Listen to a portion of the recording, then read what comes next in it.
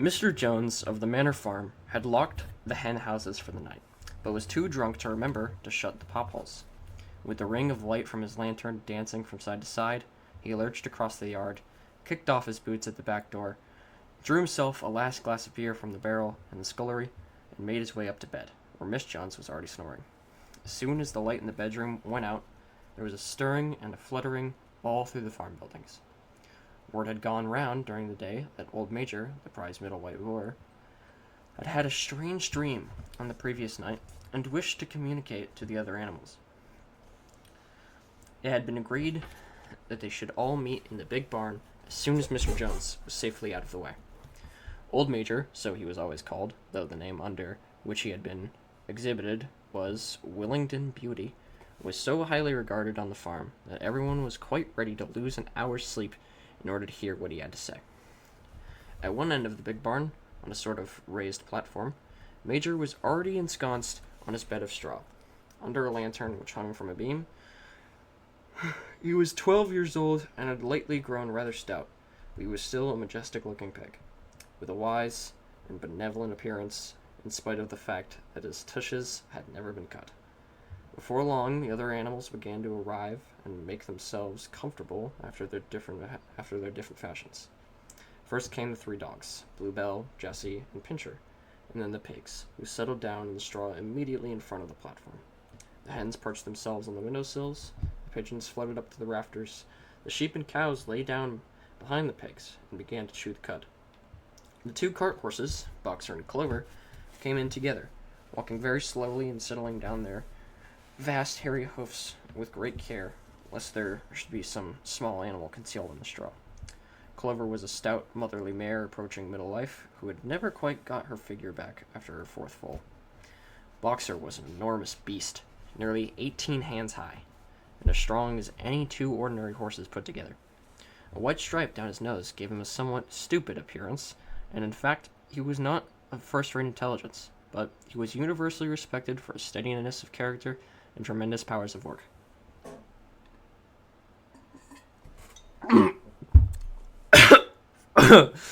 Excuse me.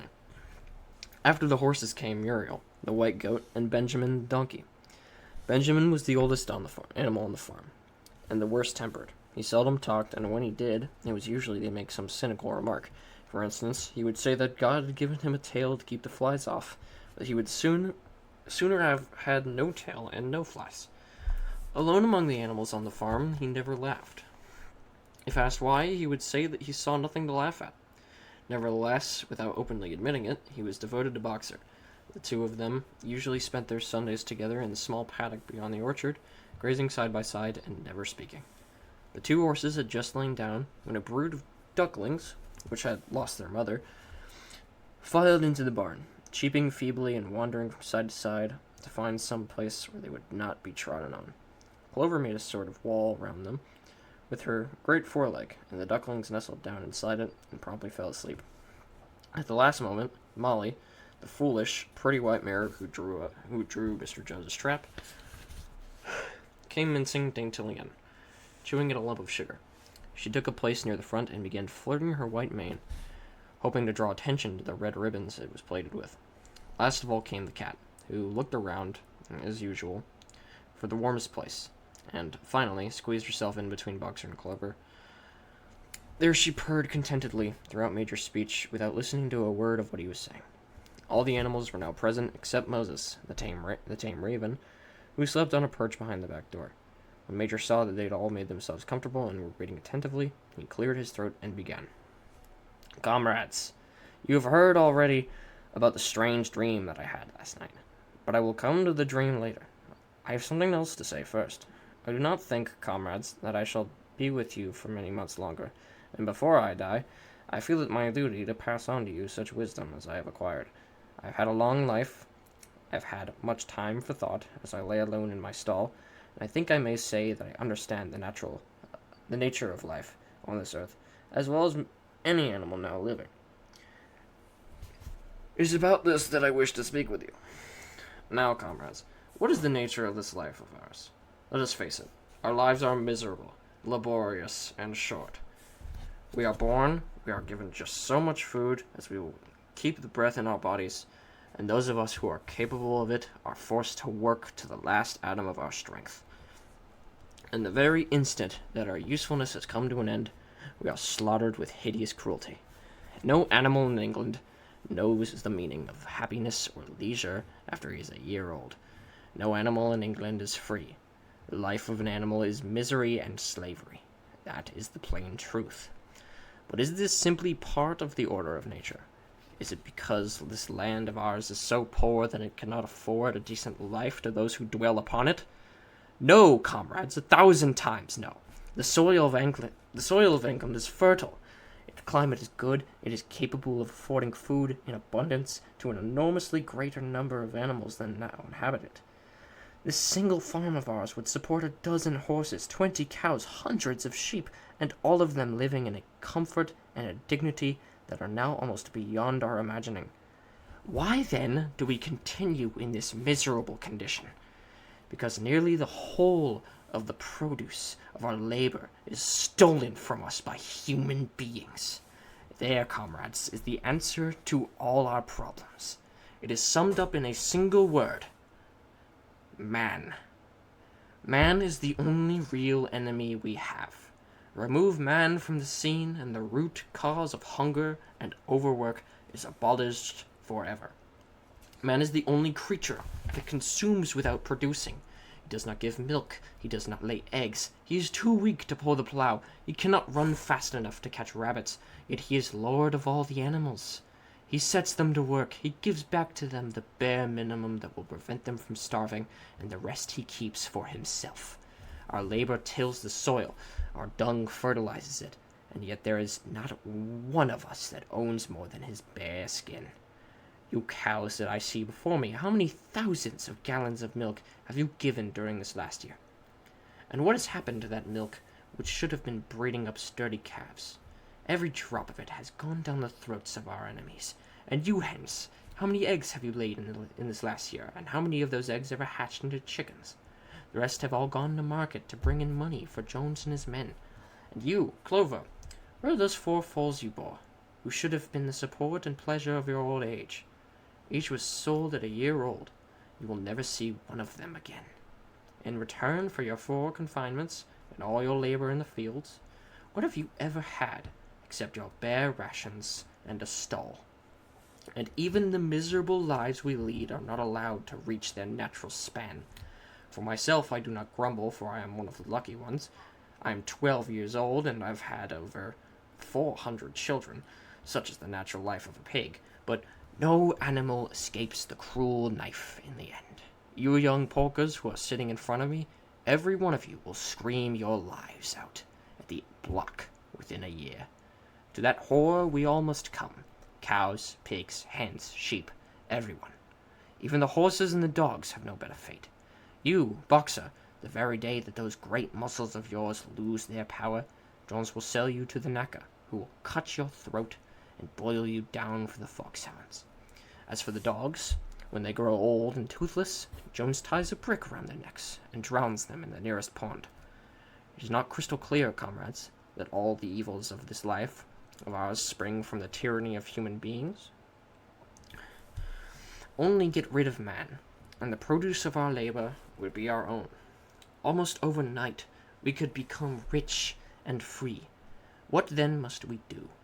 Why, work night and day, body and soul, for the overthrow of the human race.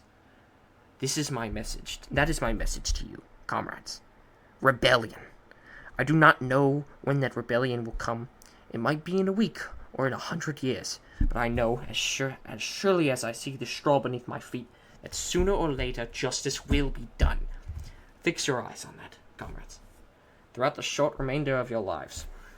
And above all, pass on this message of mine to those who come after you, so that future generations shall carry on the struggle until it is victorious. And remember, comrades, your resolution must never falter. No argument must lead you astray. Never listen when they tell you that man and the animals have a common interest, that the prosperity of the one is the prosperity of the others. It is all lies. Man serves the interests of no creature except himself. And among us animals, let there be perfect unity. perfect comradeship in the struggle.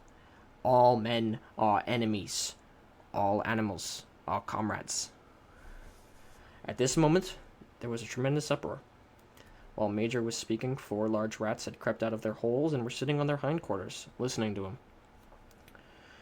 The dogs had suddenly caught sight of them, and it was only by a swift dash for their holes that the rats saved their lives. Major raised his strutter for silence. "Comrades," he said, "here is a point that must be settled. The wild creatures, such as rats and rabbits, are they our friends or our enemies? Let us put it to the vote. I propose this question to the meeting. Are rats comrades?" The vote was taken at once, and it was agreed by an overwhelming majority the rats were comrades. There were only four dissensions: the 3 dogs and the cat, who was afterwards discovered to have voted on both sides. Major continued, "I have little more to say. I'm losing the accent. Fuck! Apologies, viewers. I merely repeat. Remember, always your duty of enmity towards a man and all his ways. Whatever goes upon 2 legs is an enemy. Whatever goes upon 4 legs or has wings is a friend. And remember also that, in fighting against man, we must not come to resemble him. Even when you have conquered him, do not adopt his vices. No animal must ever live in a house, or sleep in a bed, or wear clothes, or drink alcohol, or smoke tobacco, or touch money, or engage in trade. All the habits of man are evil. And above all, no animal must ever tyrannize over his own kind. Weak or strong, clever or simple, we are all brothers. No animal must ever kill any other animal. All animals are equal. And now, comrades, I will tell you about my dream of last night. I cannot describe that dream to you. It was a dream of the earth as it will be when man has vanished, but it reminded me of something that I had long forgotten. Many years ago, when I was a little pig, my mother and the other sows used to sing an old song of which they knew only the tune and the first 3 words. I had known that tune in my infancy, but it had long since passed out of my mind. Last night, however, it came back to me in my dream. And what is more, the words of the song also came back. Words, I am certain, which were sung by the animals of long ago, and have been lost to memory for generations. I will sing you that song now, comrades. I am old and my voice is hoarse, but when I have taught you the tune, you can sing it better for yourselves. It is called Beasts of England. Old Major cleared his throat and began to sing. As he had said, his voice was hoarse, but he sang well enough, and it was a stirring tune, something between Clementine and La Cucaracha. The words ran: Beasts of England, beasts of Ireland, beasts of every land and clime, hearken to my joyful tidings of the golden future time. Soon or late the day is coming. Tyrant man shall be o'erthrown, and the fruitful fields of England shall be trod by beasts alone. Rings shall vanish from our noses, and the harnesses from our back. Bit and spur shall rust forever, cruel whips no more shall crack. Jesus. Fucking Christ! Anyway, sorry.